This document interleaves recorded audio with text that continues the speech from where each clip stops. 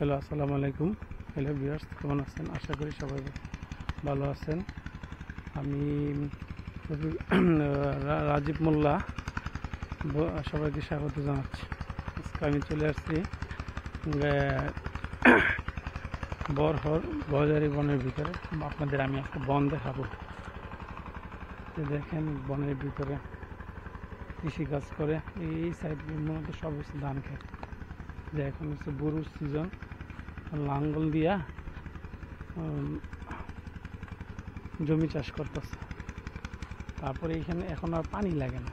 এই সিজনে বর্ষার পানি পড়লে বা বৃষ্টির পানি দিয়ে ফসল হয়, আমরা পানি লাগে। এই সিজনে ফসল ভালো হয়।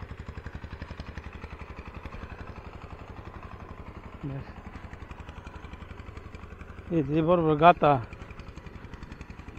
তা না,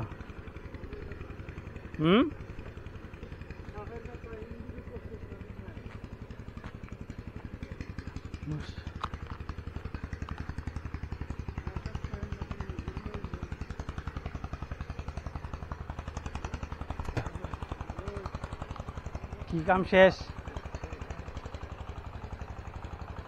সব আটকে রাখছে পানি। হ্যাঁ, দেখি রিয়ান রাখছে না, তো নিজে করে। হ্যাঁ, কতটুক?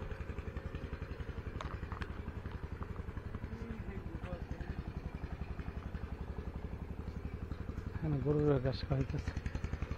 এটা মনে হয় একমাত্র বর্ষার সিজন ছাড়া এই দিকটা করতে হয় না। হ্যাঁ,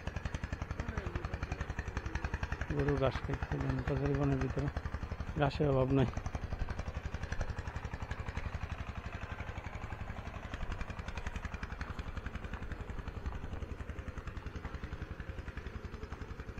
জীবন ভালোই লাগতেছে। বন, শাল বন।